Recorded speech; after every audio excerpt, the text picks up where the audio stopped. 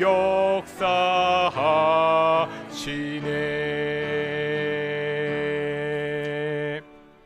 2026년 7월 19일 동인교회 오전 예배를 하겠습니다. 다 함께 묵상으로 기도하시겠습니다.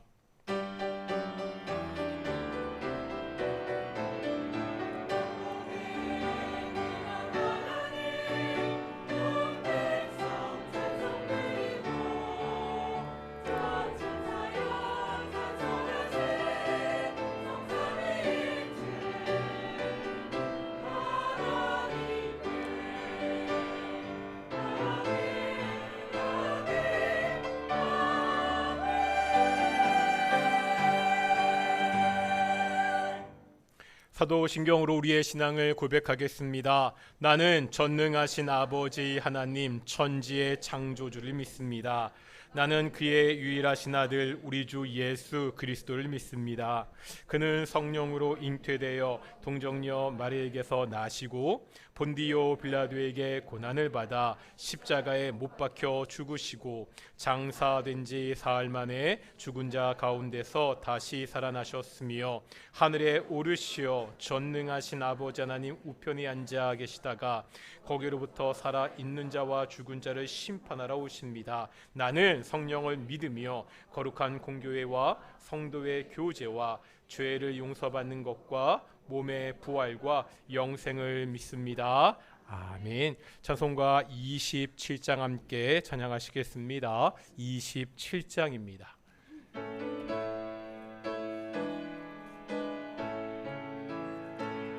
빛나고 높은 보좌와 그 위에 앉으신 주 예수 얼굴 영광이 해같이 빛나네. 해같이 빛나네. 지극히 높은 위엄과 한없는 자비를 무천사 소리 합하여 늘 찬송 드리네. 늘 찬송 드리네. 영축을 나를 살리려 그 영광 떠나서 그 부끄러운 십자가 날 위해 지셨네. 날 위해 지셨네. 나 이제 생명 있음은 주님의 은혜요. 저 사망 곳에 이기니 큰 기쁨 넘치네. 큰 기쁨 넘치네. 주님의 보좌 있는데 천한 몸 이르러 그 영광 몸소에 올 때 내 기쁨 넘치리. 내 기쁨 넘치리. 아멘.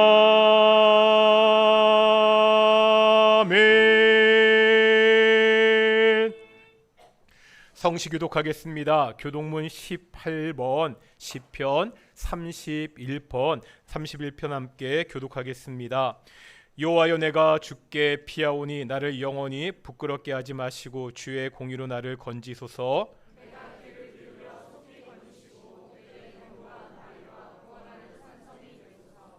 주는 나의 반석과 산성이시니 그러므로 주 이름을 생각하셔서 나를 인도하시고 지도하소서.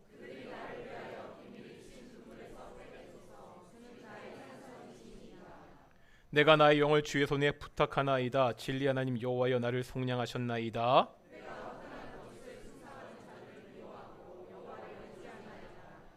내가 주의 인자하심을 기뻐하며 즐거워할 것은 주께서 나의 고난을 보시고 환난 중에 있는 내 영혼을 아셨으며.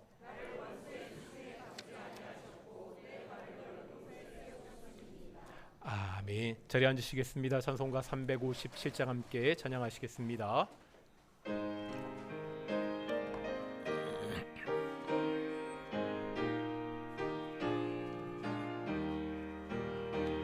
주 믿는 사람 일어나 다 힘을 합하여 이 세상 모든 마귀를 다 쳐서 멸하세. 저 앞에 오는 적군을 다 싸워 이겨라. 주 예수 믿는 힘으로 온 세상 이기네. 아멘. 믿음이 이기네. 믿음이 이기네. 주 예수를 믿음이 온 세상 이기네. 온 인류 마귀 괴율로 큰 죄에 빠지니 진리로 띠를 띠고서 늘 기도드리세.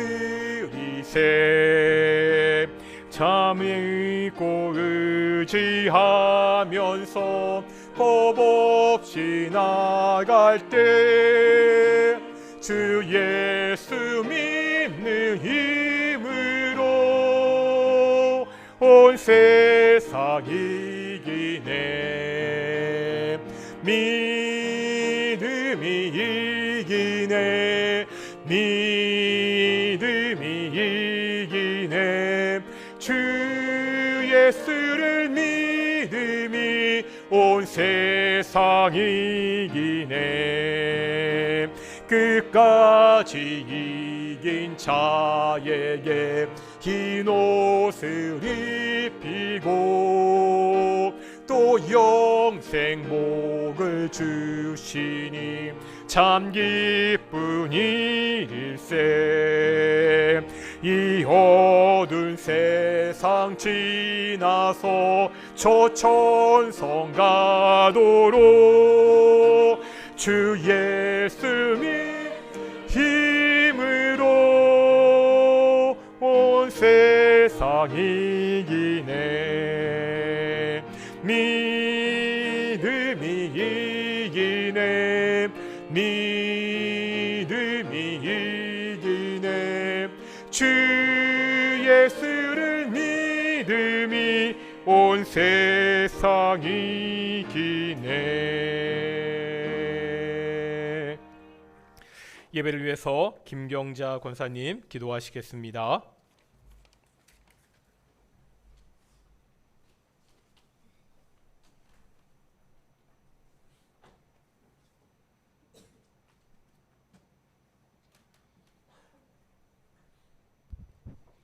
사랑과 은혜가 풍성하신 하나님 아버지, 복된 날 거룩한 예배의 자리로 인도하여 주심을 감사합니다. 지난 상반기 동안도 은혜로 인도하여 주심을 감사합니다. 이제 힘들고 지쳐가는 무더운 날씨 속에서도 우리의 영혼이 낭망하지 않고 날마다 주님의 은혜의 말씀으로 새 힘을 얻어 승리하는 삶을 살아가게 인도하여 주시옵소서. 주님, 우리 동인교회를 위하여 기도합니다. 세상의 빛과 소금의 역할을 감당하게 하시고 상처받은 주님의 자녀들이 치유받는 안식처가 되도록 성령님께서 늘 동행하여 주시옵소서. 오늘도 말씀을 전하시는 목사님께 성령의 능력을 풍성히 내려주시어 은혜의 시간이 되게 하여 주시옵소서. 이 모든 말씀 예수님의 이름으로 기도합니다.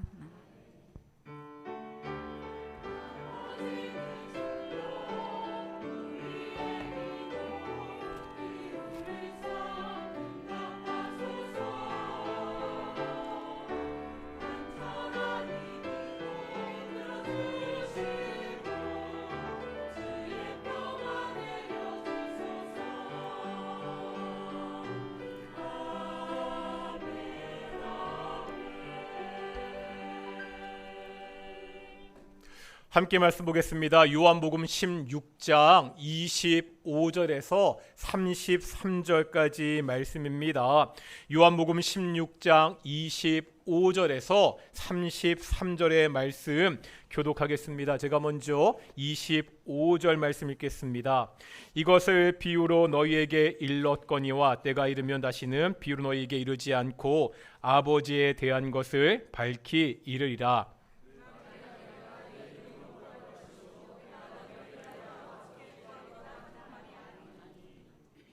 이는 너희가 나를 사랑하고 또 내가 아버지께로부터 온 줄 믿었으므로 아버지께서 친히 너희를 사랑하심이라.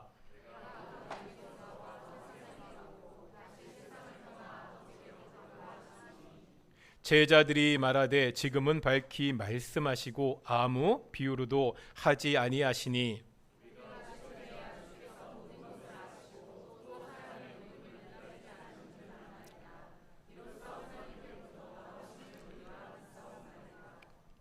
예수께서 대답하시되 이제는 너희가 믿느냐?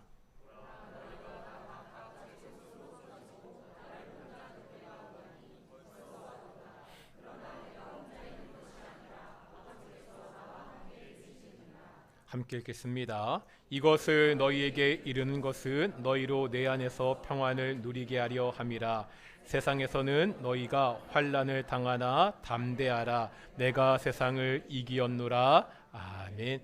이 시간 갈리 찬양대 찬양으로 하나님께 영광 돌리시겠습니다.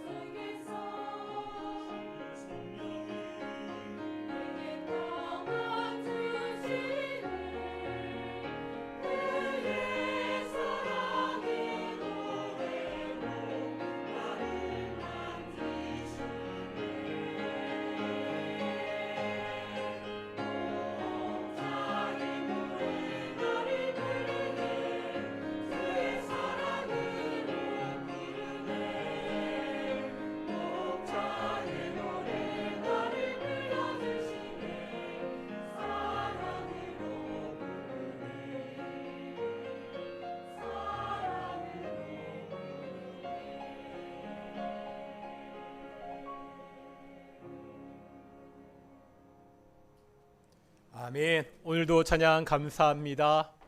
오늘도 앞뒤 저합들과 인사하겠습니다. 하나님이 우리와 함께 하십니다. 오늘 예배 가운데 오신 성도 여러분 정말 환영합니다. 덥기도 하고 또 비도 많이 오고 날씨가 계속해서 이상한데 올여름 건강하시고요. 오늘 동인교회 예배도 하나님의 영광의 임재 가운데 모든 동인의 성도들이 하나님을 만나는 귀한 예배가 되기를 축원합니다. 우리가 그동안 계속해서 요한복음에 나오는 예수님의 마지막 설교인 다락방 설교를 살펴보았습니다. 오늘 본문은 이 다락방 설교의 마지막 부분입니다. 마지막 절인 33절에 보면 결론과 같이 예수님이 말씀하시죠. 다 같이 한번 오늘 33절 마지막 말씀 더 읽어보겠습니다. 시작.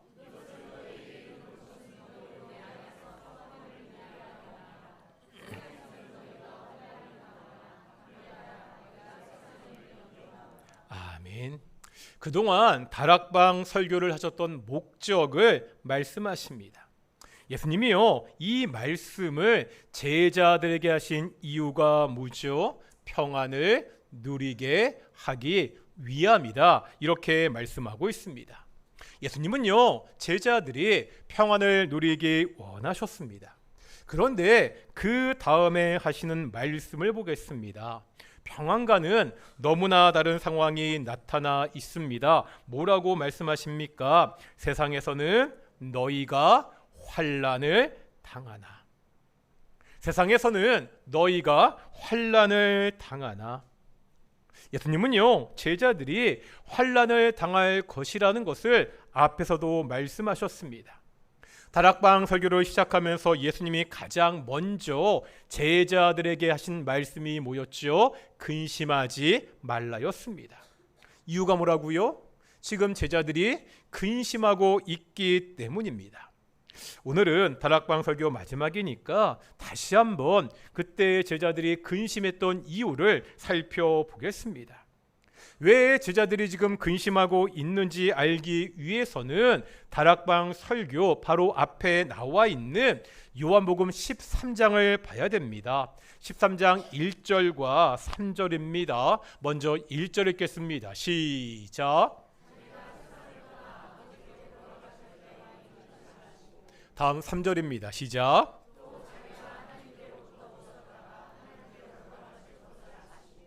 지금 어떤 상황이죠? 예수님은 이제 제자들을 떠나 아버지께로 돌아가셔야 됩니다. 이 말씀이 13장 1절과 3절에 반복되고 있지요. 그런데 이런 상황에서 이제 중간에 있는 13장 2절의 말씀을 보겠습니다. 13장 2절 읽겠습니다. 시작.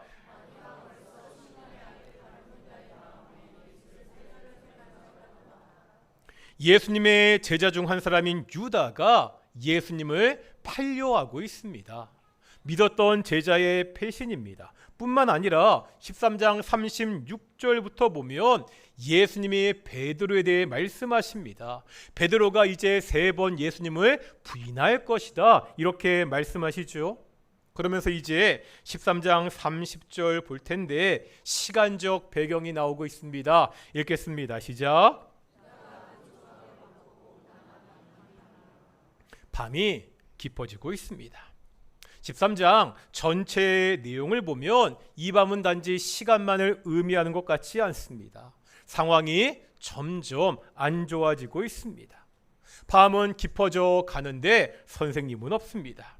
한 제자는요, 예수님을 부인하고 최고 수제자인 베드로는 예수님을 3번이나 부인할 것입니다. 제자들은요, 지금 이러한 이야기를 듣고 있습니다. 제자들에게 이 밤은 정말로 근심스러운 밤입니다. 문제는요, 제자들의 근심이 여기서 끝나지 않는다는 거죠.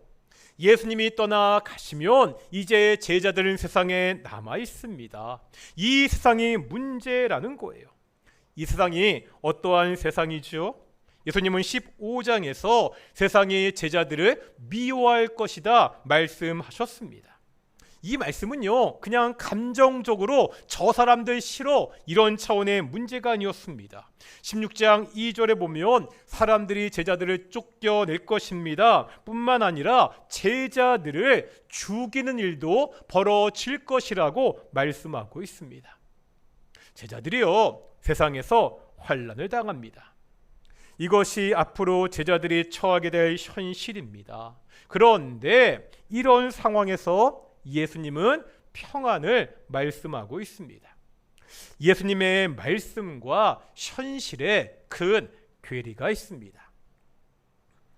구약 창세기에 보면 요셉에게도 비슷한 상황이 있었습니다.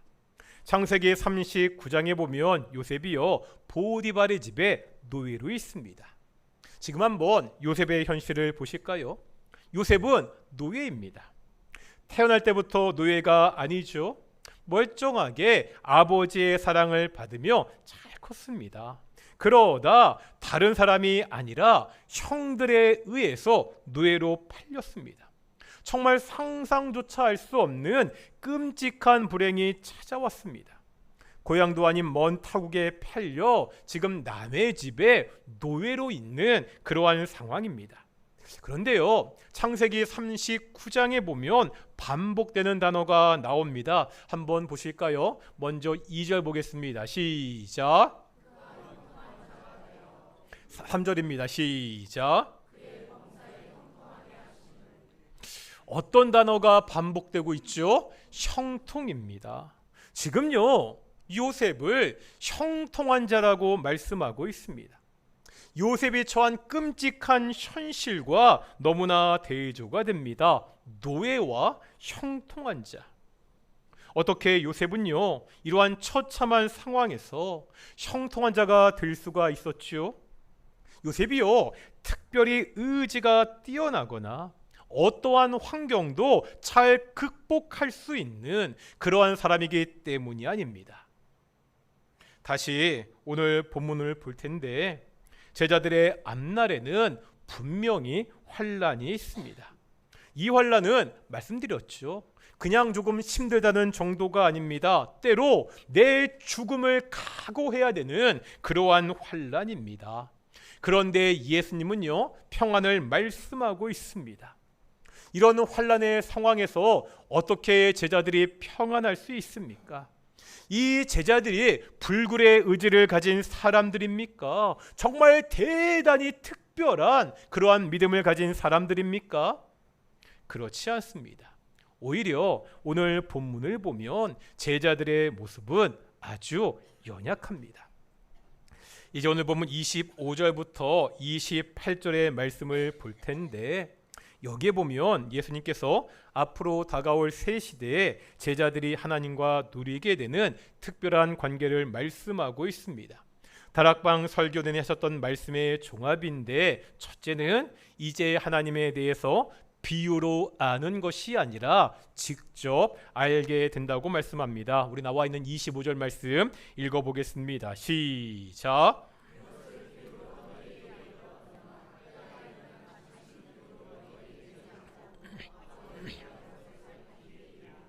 그동안 예수님은요, 하나님의 나라에 대해서, 천국에 대해서 비유로 다양하게 말씀하셨습니다. 제자들이요, 이 예수님의 비유의 말씀을 이해하지 못할 때도 많았습니다. 하지만 이제 진리의 성령께서 오시면 그 성령께서 제자들을 모든 진리 가운데 인도하십니다. 하나님에 대해서 더 명백하게 알게 될 것이다, 그렇게 말씀하고 있습니다. 두 번째, 이제 제자들은요, 예수님의 이름으로 하나님께 직접 기도할 수 있습니다. 26절 보시겠습니다. 26절입니다. 시작.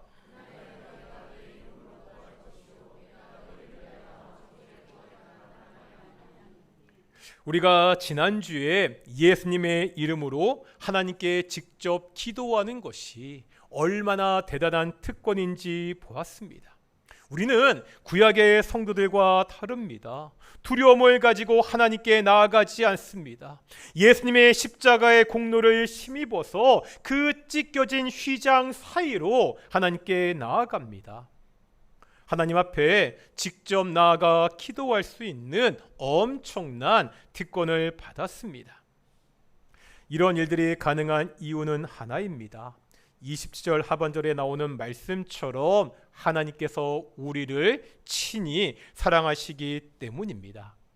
이 말이 더 이상 예수님의 중보가 필요 없다는 뜻이 아닙니다. 아버지와 아들이 우리를 향해 한 마음으로 사랑하고 계십니다. 아버지의 사랑이 이미 아들 안에 있고 그 사랑이 이제 우리에게까지 흘러내린다고 그렇게 말씀하고 있습니다. 제자들이요, 하나님의 사랑을 받습니다.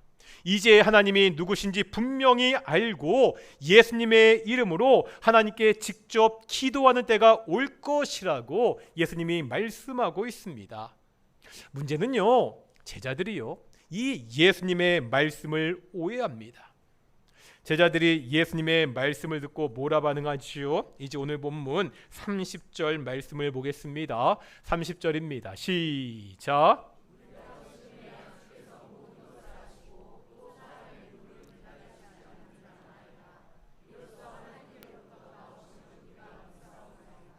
예수님의 놀라운 말씀을 듣고 이제 제자들이 흥분했습니다. 30절 마지막에 보면 뭐라고 말하고 있죠? 우리가 이제는 믿사옵나이다 자신만만하게 외치고 있습니다. 그들은 이제 우리가 진리를 다 깨달았고 어떠한 환난도 이길 수 있다, 그러한 착각에 빠져 있습니다. 하지만 예수님은요, 그들의 감정적인 헌신이 얼마나 연약한지 잘 알고 계십니다. 32절 상반절에서 이렇게 말씀하고 있죠. 읽겠습니다. 시작.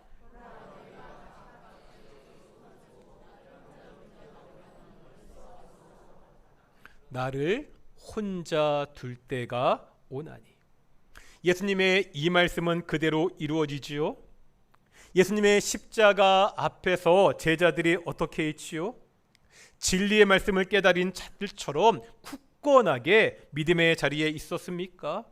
그 십자가 앞에서도 예수님의 이름을 부르며 하나님께 기도했습니까? 그렇지 않습니다. 예수님을 혼자 두고 도망쳤습니다. 베드로는요, 예수님을 3번 부인하는 것을 넘어 예수님을 저주하기까지 했습니다. 이것이 연약한 제자들의 모습입니다. 그런데 이것이 제자들만의 이야기입니까? 이렇게 주일 예배 나와 말씀 듣고 예배하면서 우리가 은혜를 받습니다. 내가 정말 은혜를 받을 그때는 다니엘의 세 친구들처럼 풀무불에도 뛰어들 수 있을 것 같습니다. 그런데 당장 월요일날 출근하면 직장에서 또는 사업장에서 어려운 일을 겪습니다. 집에 통장 잔고가 바닥을 보일 때도 있습니다. 사람들과의 관계가 힘들어지기도 합니다. 그럴 때면 우리의 믿음이 어느 순간 사라져 버립니다. 십자가의 고난 앞에서 각기 살 길을 찾아 도망쳤던 제자들처럼 행동합니다. 현실의 그 문제 앞에서 예수님을 까맣게 있습니다. 내 방법, 내 살 길을 찾아 뿔뿔이 흩어지고 합니다. 우리는요, 연약한 존재들입니다. 내 의지, 내 결단력으로는 이 힘든 세상에서 그 어려운 문제 앞에서 결코 평안을 누릴 수가 없습니다. 제자들이요, 악한 세상에서 평안을 누릴 수 있는 것은 특별한 의지를 가진 존재여서가 아닙니다. 그 제자들이요, 대단한 신앙의 소유자이기 때문이 아닙니다. 평안을 누릴 수 있는 그 이유가 제자들에게 있지 않습니다. 다시 한번 창세기 39장 요셉의 이야기를 볼 텐데요. 요셉이 형들에게 팔려 노예 신세로 있다고 말씀드렸습니다. 이 요셉을 설명하는 이 상황을 묘사하는 단어가 뭐였죠? 형통이었습니다. 요셉이 이런 상황에서 어떻게 형통할 수 있죠? 39장 2절입니다. 창세기 39장 2절만 읽겠습니다. 시작.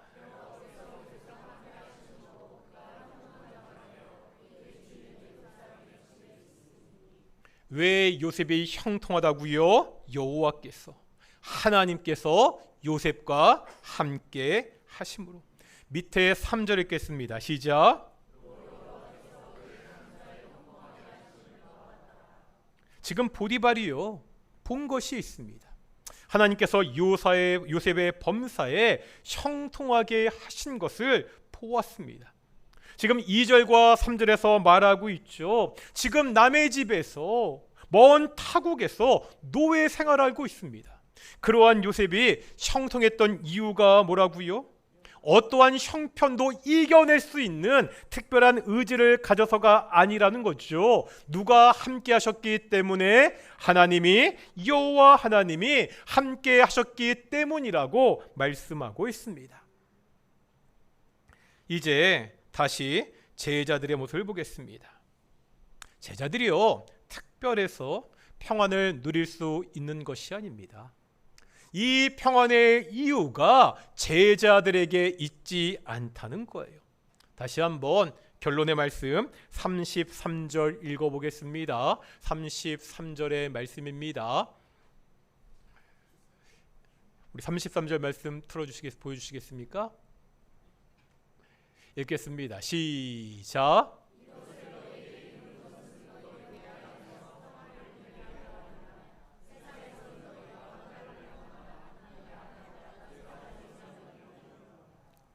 어떻게 악하고 환람하는 세상에서 평안을 누릴 수 있습니까?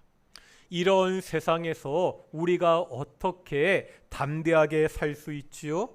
뭐라 말씀하고 있지요? 내가 세상을 이기었노라.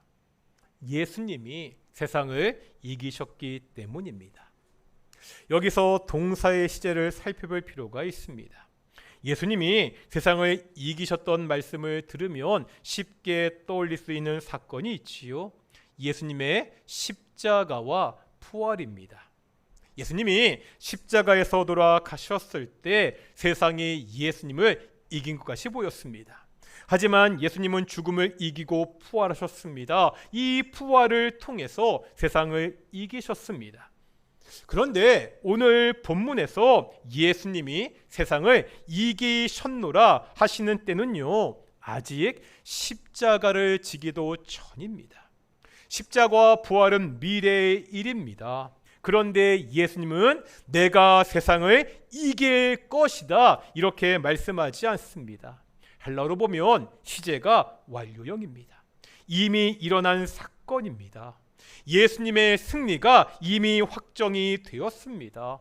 십자가와 부활 이전에도 이미 예수님이 세상을 이기셨다고 그렇게 말씀하고 있습니다.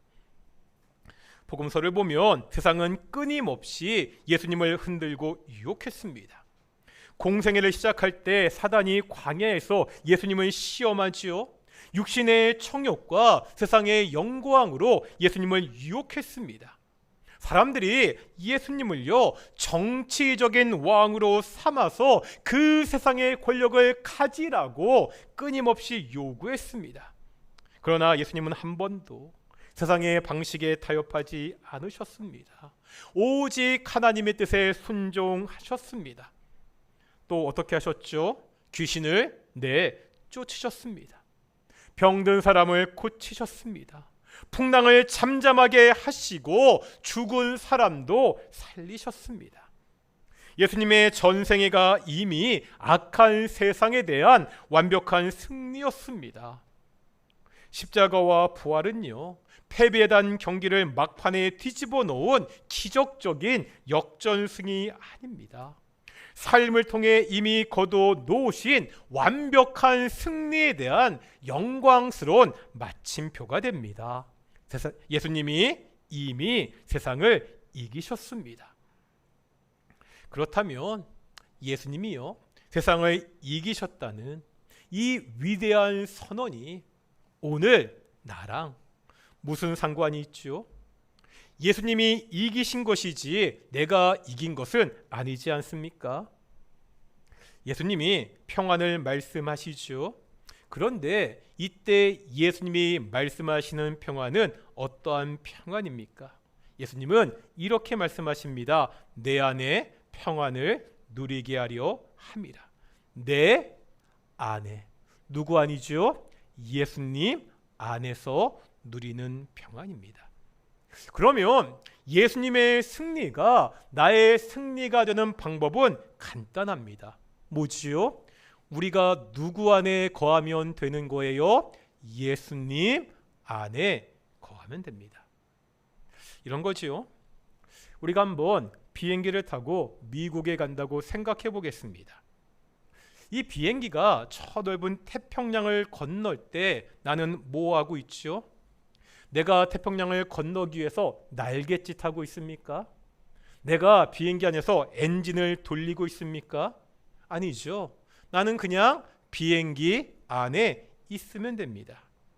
비행기가 태평양을 건널 때 비행기 안에 있는 나도 그 태평양을 건너게 되는 것입니다. 예수님의 승리도 마찬가지입니다.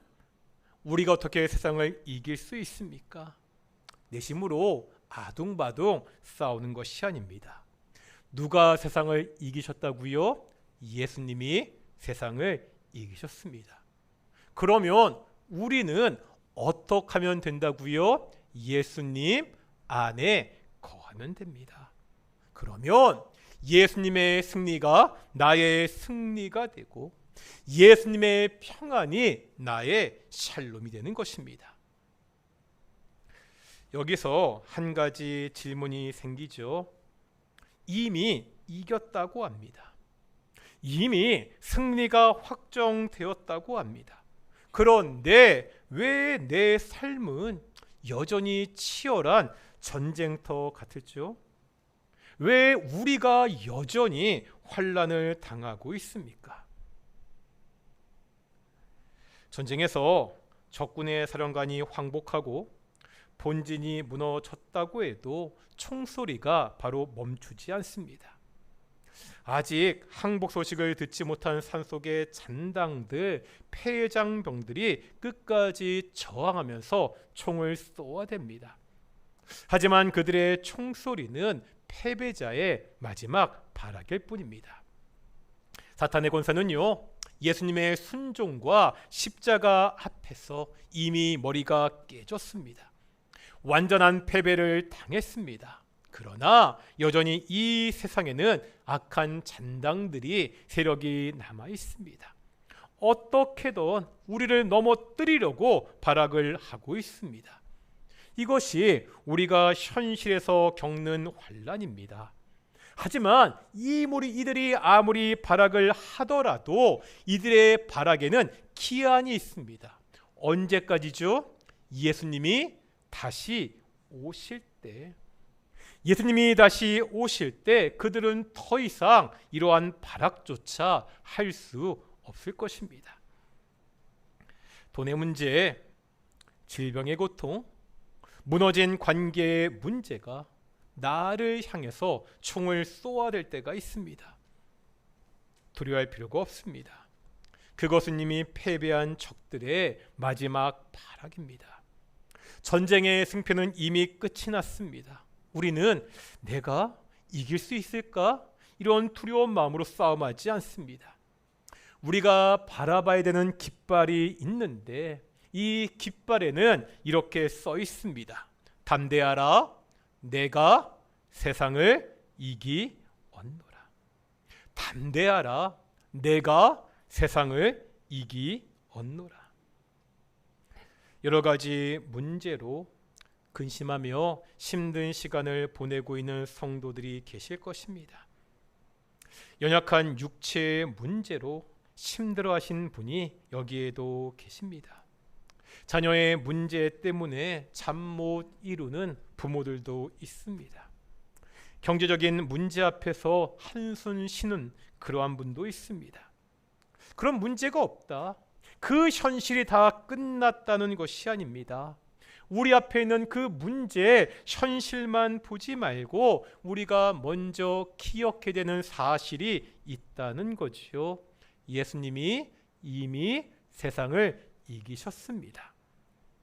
힘들게 하는 이 악한 세상에서 내 앞에 던져진 수많은 문제들 앞에서 내가 해야 되는 일은 단 하나입니다.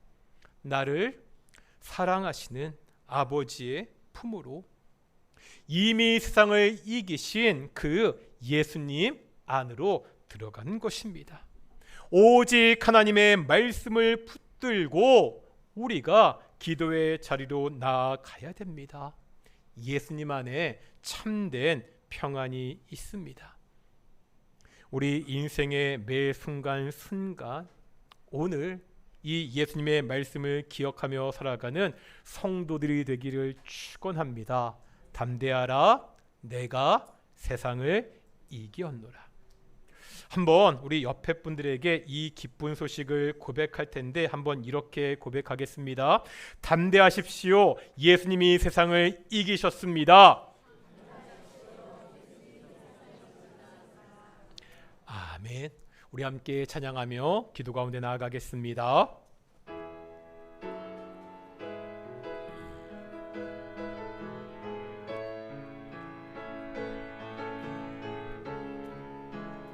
가사를 잘 묵상했으면 좋겠습니다. 내게로부터 눈을 들어 주를 보기 시작할 때 주의 일을 보겠네.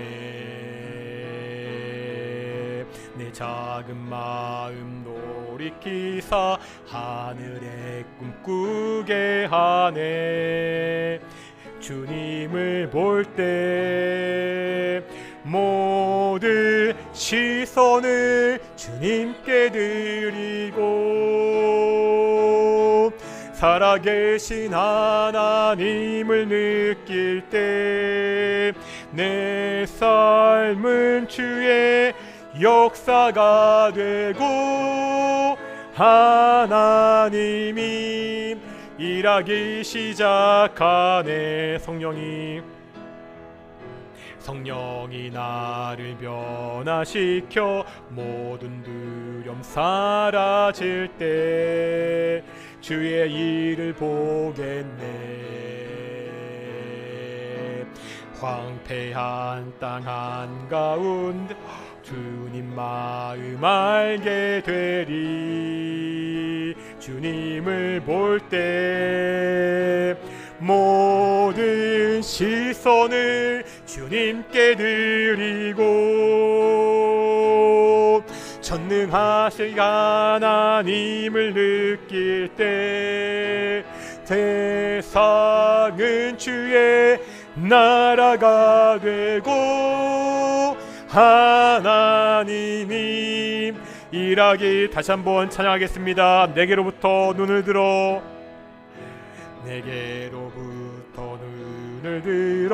주를 보기 시작할 때 주의 일을 보겠네. 내 작은 마음 돌이키사 주님의 가우게 하네. 주님을 볼 때 모든 시선을 주님께 드리고 살아계신 하나님을 느낄 때 내 삶은 주의 역사가 되고 하나님이 일하기 시작. 내게로부터 눈을 들어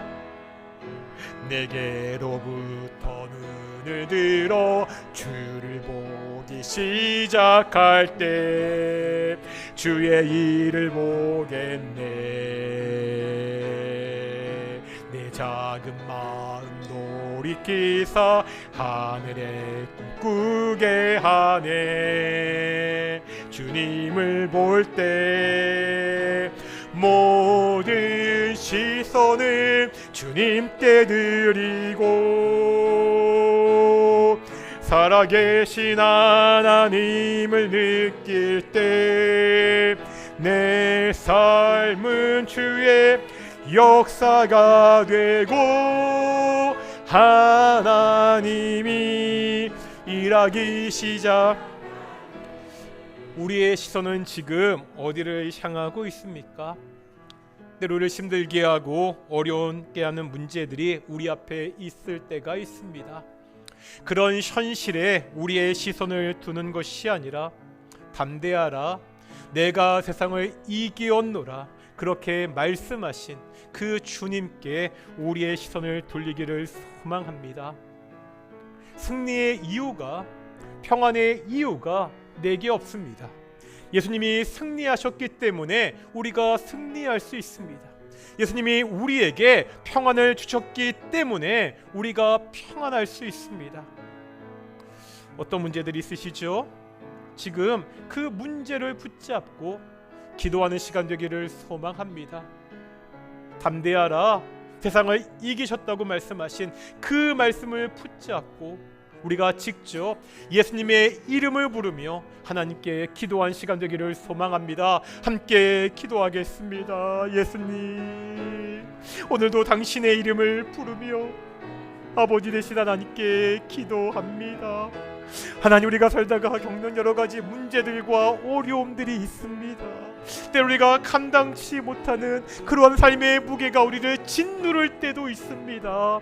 아버지 하나님, 경제적인 문제 때문에 힘들어하는 가정도 우리 동인교회 가운데 있습니다. 건강의 문제 때문에 염려하고 걱정하는 우리 동인교회 가정들도 있습니다. 우리 부모님의 건강 때문에 그렇게 기도하는 가정도 있습니다. 자녀들의 문제 때문에 눈물로 기도하는 그러한 가정들도 있습니다. 가정 안에 관계에 무너진 관계 때문에 힘들어하는 가정들도 있고요. 사업이 힘들어서, 회사 생활이 힘들어하는 가정들도, 그러한 성도들도 우리 가운데 있습니다. 또 교회 안에서 여러 가지 문제로 힘들어하는 그러한 성도도 우리 가운데 있습니다. 하나님, 우리가 그 문제, 그 현실에 그 집중한 것이 아니라 우리의 시선을 돌려 하나님을 바라보기를 소망합니다. 담대하라, 내가 세상을 이기었노라, 그렇게 말씀하신 그 하나님께 우리의 눈을 돌리게 하여 주시옵시고, 바로 그 문제를 주 앞에 내려놓는, 그 문제를 하나님 앞에 내려놓는 귀한 성도될 수 있도록 인도하여 주십시오. 우리 대동인의 성도들이 그 문제를 주 앞에 내려놓을 때 주께서 그 무거운 짐을 대신 지시고 십자가에서 우리의 죄를 대신하여 죽으셨듯이 그 무거운 문제들을 주께서 대신 지시고 우리에게 참된 평안을 허락하여 주시옵소서. 세상이 결코 줄 수 없는 참된 평안의 삶을 살 수 있도록 주께서 우리를 인도하여 주시옵소서. 하나님, 동인 성도를 사랑하시되 더욱더 사랑하여 주시옵시고, 우리 하나님의 은혜를 부어주시되 더욱더 부어주시옵소서. 사랑과 은혜가 충만하신 아버지 하나님, 예수님이 담대하라, 내가 세상을 이기었노라, 그렇게 말씀하셨습니다. 우리가 이 땅을 살아가면서 때로 힘들고 어려운 일이 닥칠지라도 담대하라, 내가 세상을 이기었노라 하신 이 말씀을 붙들고 오직 하나님께 예수님의 이름으로 기도하며 예수님이 주시는 참된 승리와 평안을 누리는 귀한 성도들이 될 수 있도록 인도하여 주시옵소서. 특별히 자신의 건강의 문제, 우리 부모의 건강의 문제 때문에, 또 자녀의 건강의 문제 때문에 가슴 아파하며 기도하는 가정들이 우리 동익교회 가운데 있습니다. 사람의 몸을 만드신 분 하나님이십니다. 하나님께서 치료하여 주시고 고쳐 주셔서 우리 동인의 성도들, 가족들 다 건강을 회복할 수 있도록 주께서 함께 주시옵소서. 감사드립니다. 이 모든 말씀 예수님의 이름으로 기도드렸습니다. 아멘. 찬송가 211장 하시면서 헌금 봉헌하시겠습니다. 211장 1절과 4절입니다.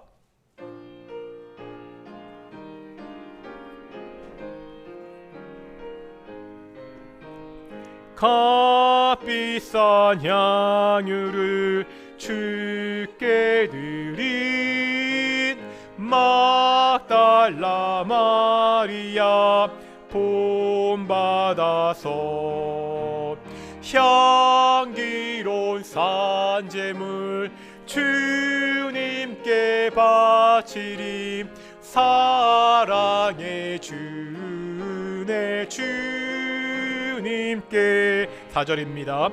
일생의 황혼이 깃들어서 이 땅의 수고가 끝날 때에 주님 주님을 섬기다 평안히 가리라. 사랑의 주내 주님께.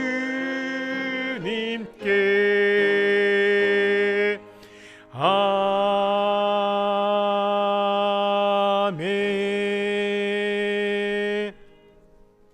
기도하겠습니다. 우리를 너무나 사랑하셔서 당신의 독생자를 보내시고 그 독생자를 통해서 하나님의 자녀 삼아주심을 정말로 감사드립니다. 우리가 그 감사의 고백으로 이렇게 나와 하나님께 예배하고 있습니다. 하나님, 우리가 매일매일 살 것을 공급해 주시고 오직 우리가 하나님의 은혜로 하루하루 살게 하심을 정말로 감사드립니다.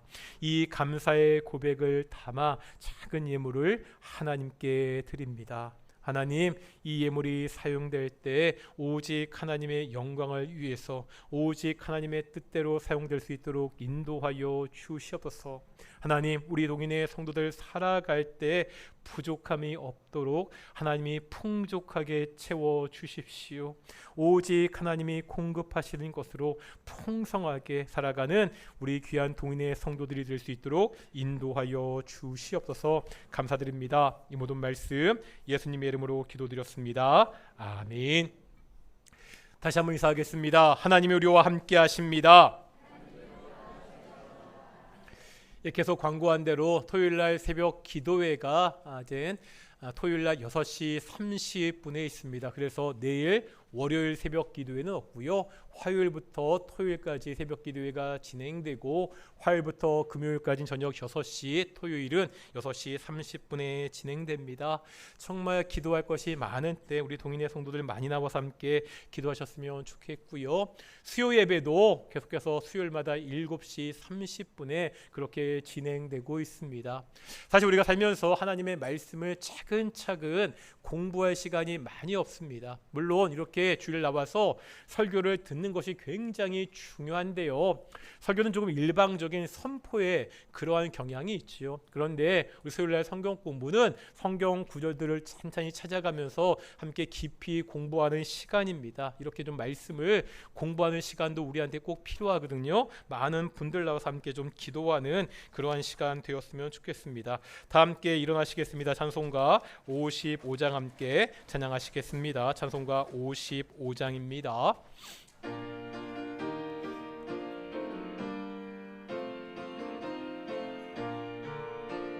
주 이름으로 모였던 우리가 지금 헤어질 때에 언제나 함께 하시며 평안케 하소서.